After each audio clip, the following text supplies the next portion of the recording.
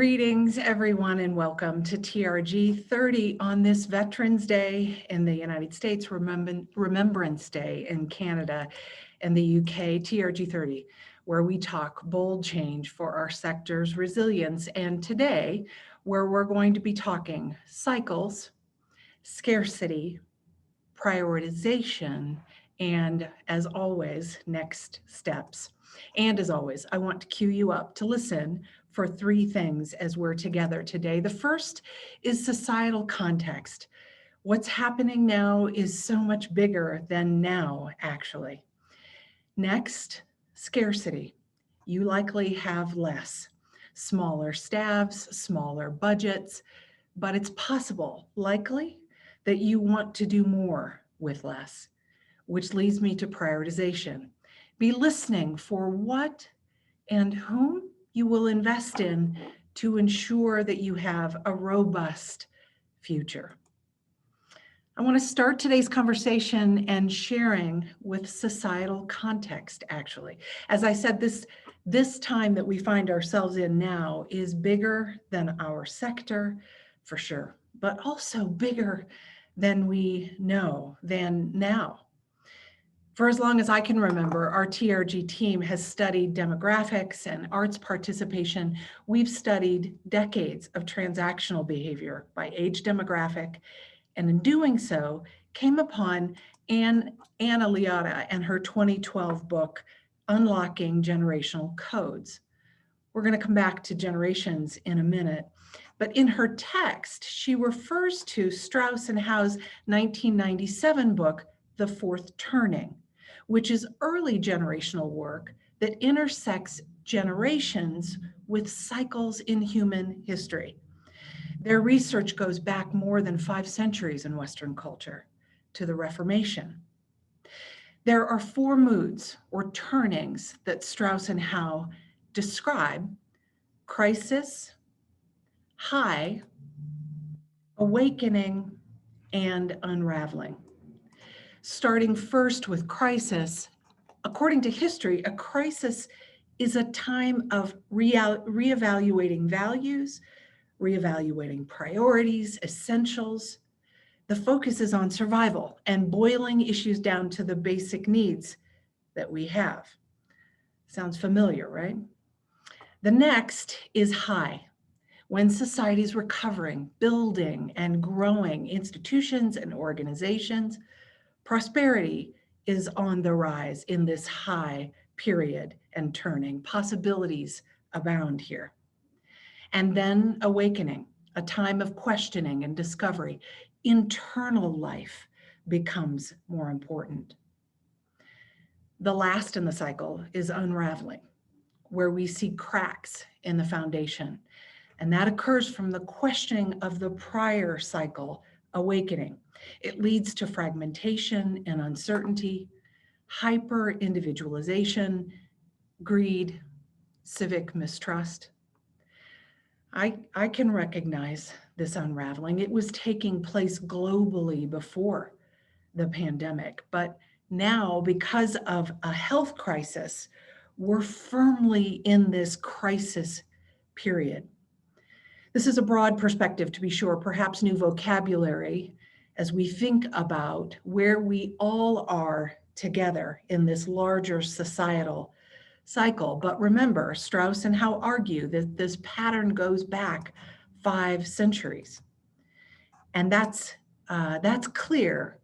And what's clear is that while generations experience these phases differently, hence Liotta's book that's updated with recent and robust generational research, she makes a case that the historical evidence is clear that we won't thrive through this crisis unless we re-examine, reevaluate what's important, and look for new ways, in her language, to take care of internal and external clients. Now, she's writing this from an organizational and business point of view, but internal stakeholders. For you, that's staff, board, volunteers, artists, and more. And external clients, our patrons, audiences, communities, funders, sponsors, partners. So first, internal and external people. The second point that she raises, that she says is critical during a crisis time, is this: it must be a time of evolving and completely re-examining, recreating ourselves, our organizations from scratch. So with these declarations, I winnow down to 2 words for our consideration and elevation today: relationships and innovation during this time. But here's the good news. You have been innovating with your relationships in mind. So many of you have adapted and been adapting. You've done drive-in performances and performances for one, socially distanced concerts and Zoom orchestras, digital galas, bathtub ballets. And yet, even before the pandemic and this required innovation and relationship prioritization, we at TRG in the mountains of Colorado and elsewhere around the globe, we were kept up at night. With what? Well, with audiences that are declining, audiences that have, for so many of your organizations, sustained you for so long. Will new generations respond as enthusiastically as their predecessors? There are many fewer of them. Gen Xers, the oldest of the young, now entering the life stage where they have the income and the time to invest in themselves, is 15% smaller than the boomer cohort before them. And their experiences and values, and certainly those of millennials and younger generations than they, are different. We shared this with you over the summer. Huge shifts are projected in the racial composition of the UK and the US, with the percentage of white Caucasians, populations falling by 20%. In Canada, working age visible minority groups could nearly double by 2030. How will we serve our changing communities? What will we need to change? The pandemic has accelerated these shifts, others in our industry. And while it has devastated our families, our sector, whole segments of our economies, we are seeing bright skies and opportunity in this data. Yes, sales are a fraction of what they were, but those who are buying are representative of some of these demographic shifts. For example, the proportion of single ticket buyers under 45 has more than doubled just since last year. Yes, revenues and buyers are down, but look at whom you are attracting with your innovations. Do you know? And while still underrepresented, we have seen an increase in the proportion of Asian and African American buyers compared to this time last year. Does this make you happy? It should. Will this be temporary in your organization, a blip? It mustn't be. On the left here, we have a metaphor for the old way of doing things that I can remember. It worked often for the most part. The buttons, I can tell you, were satisfying. The dings, they were predictable. On the right, we have all the innovation that your work since the pandemic began has afforded and demanded. All the online and outside and new work that you, our sector, has created. This has attracted different audiences, younger and slightly more diverse. So what of those innovations will you keep and bring forward with you to your future? Whom will you prioritize? Remember, I said that relationships are one of the 2 everythings, but practically we know you're going to have to marry relationships with the revenue necessities that you're facing in 2021 and beyond.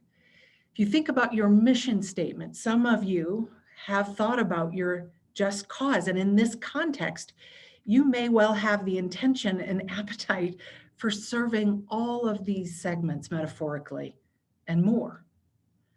But in the next 18 months, when scarcity is likely the best descriptor of your resources, your inventory, your staff time, you are going to have to prioritize.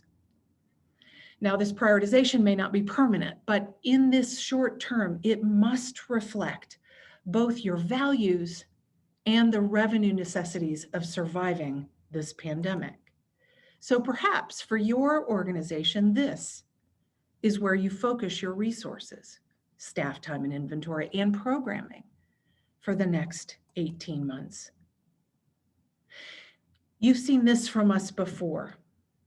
Data has long supported that transactional steps in our patron relationships yield long-term, sticky, loyal relationships. It's a cornerstone of TRG's work. But we haven't been in a crisis before. Yep, things have been unraveling, but we are deep in this now. And as you heard from Liotta, we must adapt.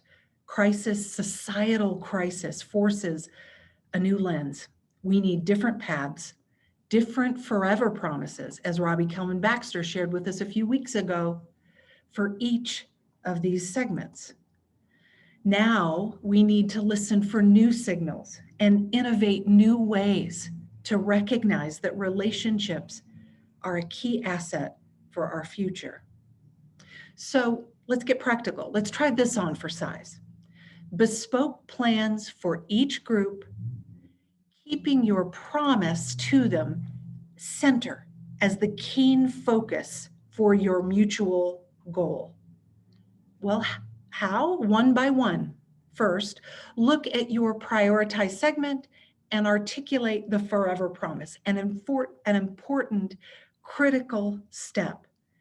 How might that forever promise challenge you to relate differently in this crisis time with an intention of being in relationship after the crisis? And then build a plan that acknowledges the next best step in each relationship. So for example, current buyers, depending on the country you're in or the organizational business model you have, that can be frequent bookers, it can be members, subscribers, for whom you want to build a vision and together invest in your ability to deliver and produce excellent artistic product. Likely you've asked those buyers to buy again, but the next step, I assure you, must be listening, because their answers during a crisis with different distribution channels, different feelings of safety, a completely different environment requires us to listen.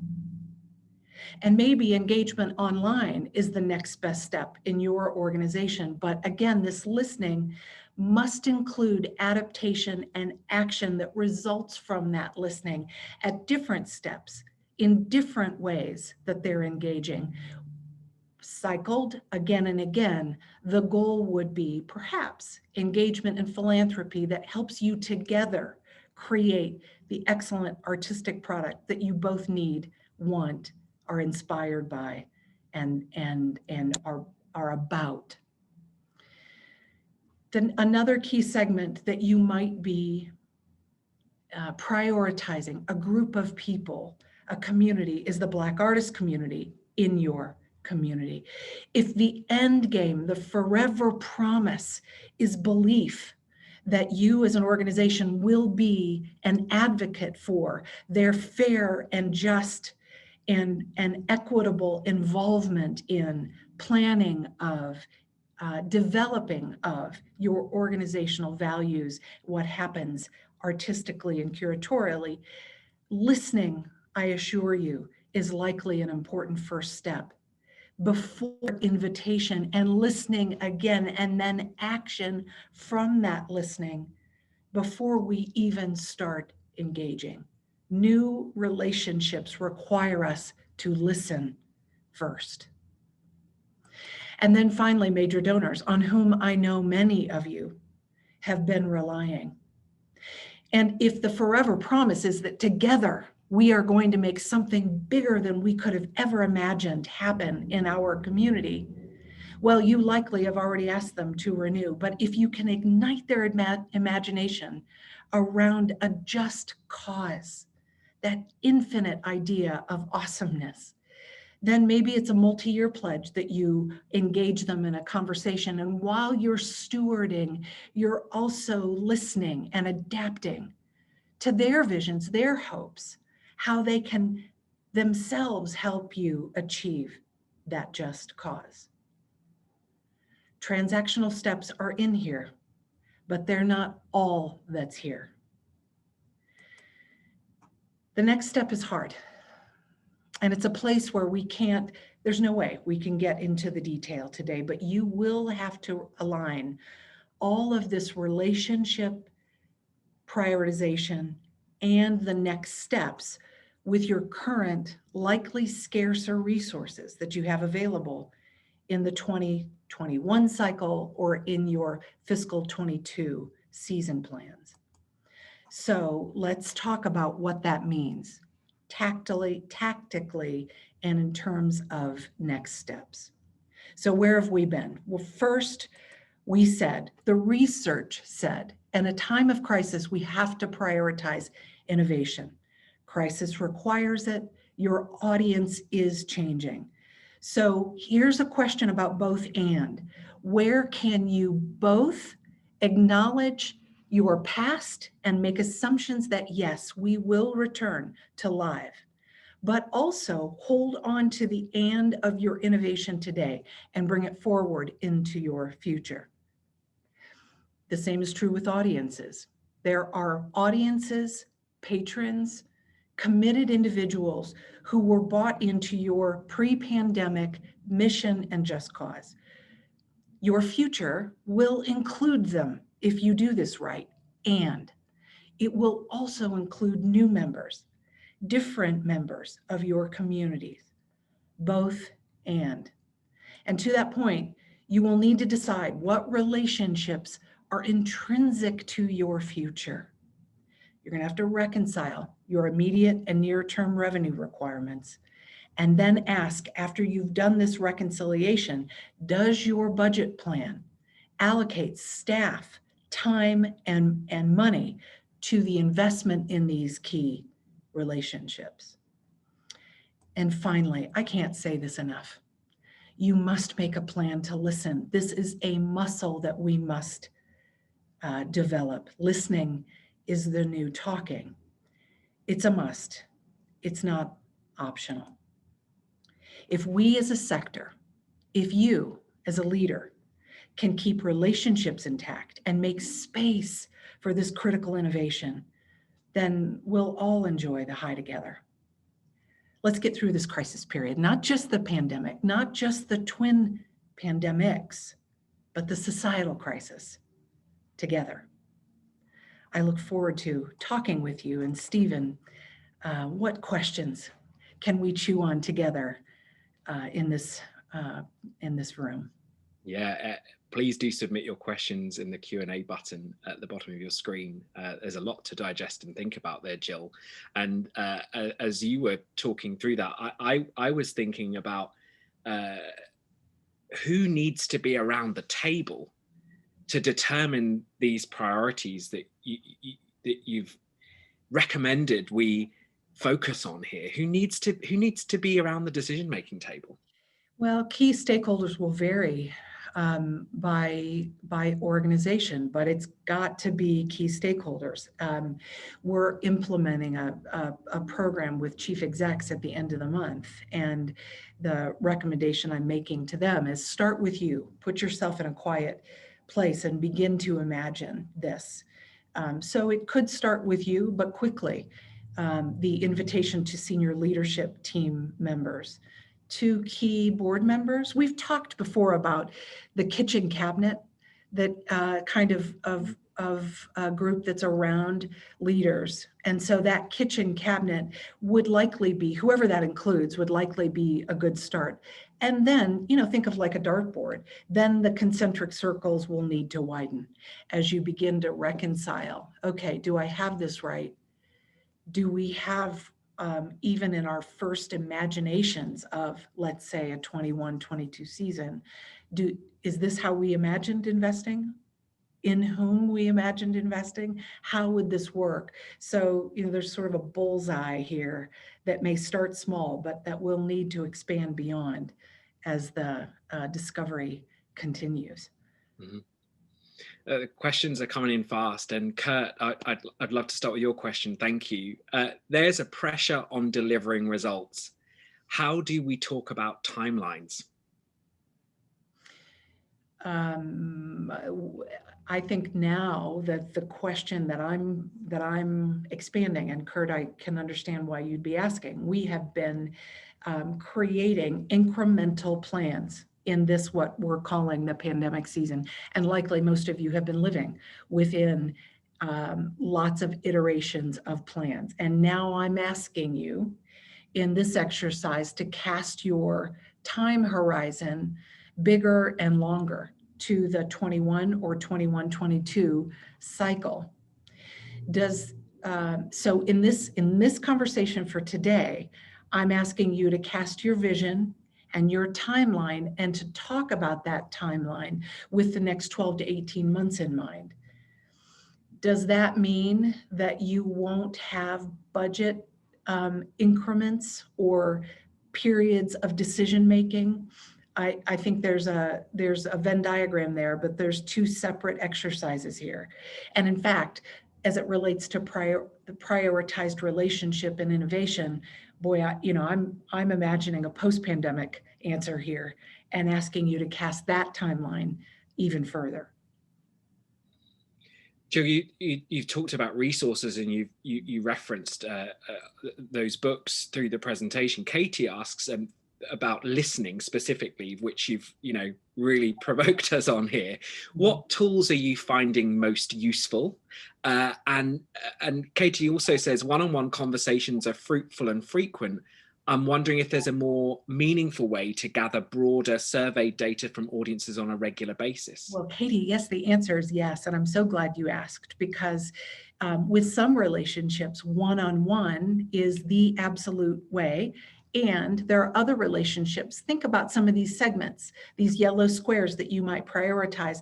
A survey is an excellent way to gather feedback, especially if you invite me to give you my name or contact information, or you can get at it, because then you can get broad data, but also follow up with individuals.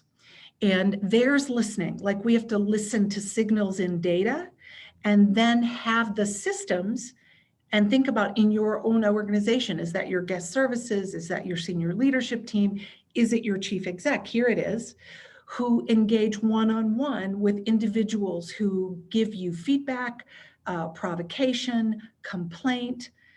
Listening can be scaled through surveys, through listening to other data, but it ultimately has to include some level of one-on-one, and most importantly, action that comes from that listening. There's an interesting question about action and listening and the way round that needs to be. This question says, my organization isn't good at listening, but good at deciding they want to ask partners for stuff. How do we move them off action to listening first? Yeah, forever promise. Like one of the examples that you might that might surface for an organization is a critically important sponsor or funder. And so I think our posture has been, we have a need, please give us. And if an organization is provoked to say, what is our promise to this important relationship? That step just shifts the posture. And instead it might move from, please can I have, to, oh gosh, we have to be in this relationship in a long term. So target corporation, what our promise to you is that we're going to come to the table so that we can solve some of our community challenges together. That shifts listening, it shifts posture. I think it's a key first step. Shifting back to priorities, Nancy, thank you, Nancy, for your question, asks, what questions do we ask ourselves and others to determine our priorities? How are they different than the pre-pandemic questions we might have considered in addressing and identifying our priorities? Well, we've gone through some of the steps here. The first is, who are your existing loyal patrons pre-pandemic? Mm. Who and I want to take that word loyal out. Who are your existing patrons and audiences? And can you imagine a promise? Can you imagine a continued commitment? And then in the context of the pandemic, what are you discovering in your data? Who is coming that or participating that might be new to you, that might be a surprise and delight when you look at it? Mm. Third, what is your community telling you? Who is your community? And does your pre-pandemic and current audience reflect that community? Are you okay with that or not? And then you've got to match up some revenue requirement in the short term. We recognize that, but those first three steps will get you somewhere in evaluating what's important to us. And it goes without saying that if you haven't done a relook at your mission and you've got to start with, where are we going here? What is the reason why Jillstown is going to care desperately that Jill's Pretty Good Symphony Orchestra survives? One more question, if I may, Jill, because we talk about business models pre-pandemic and also in your 7 new ways that you've referenced before here. There's a question about pressure to return to the pre-pandemic business model, to recapitalize from more earned revenue. The ROI on some of these new audiences is longer and harder. For sure. How can I frame the today ROI versus the tomorrow ROI as you describe both and? Yeah, therein lies the trick. And the question, they require completely different framing and commitment for the long term. And this is why we've got to reconcile it and then be able to say to our stakeholders, we're committed and we know it's going to take longer. It's going to cost us more time and money in the short term, but we're committed. Or we're committed and I'll be darned if we can afford it right now, but we are going to start the work we can start now because we know we need to get there. The answer has to be custom to your organization, but it's the right question to ask. Stephen, I know there's more, but I want to share with our group before we disappear here what's coming up next in TRG 30, and that is am I sharing now? Stephen? You're not. We're just looking at you, which is great. Well, okay, let's change that. Next week's TRG 30, creative resiliency, sort of part 2 of the conversations that I had with Rahav Harfouche and Michael Mattis, how we are our best selves organizationally in the sector. We're going to talk about pandemic successes in the US and in Scotland. Eric Gensler from Capacity Interactive is going to be joining us before the end of the year, and I'm so pleased that my friend and colleague at SMU Data Arts is going to be joining me for a year in review before we all head off for the holidays. Before I let you go, one more point from the benchmark in our data corner. We do have declining revenues and gifts, some sobering trends here in terms of gifts and revenues in Q3. We see this kind of decline in third quarter and in the UK and in North America. Sorry, I was getting oriented there. And then North America, the decline is less, but still sobering data.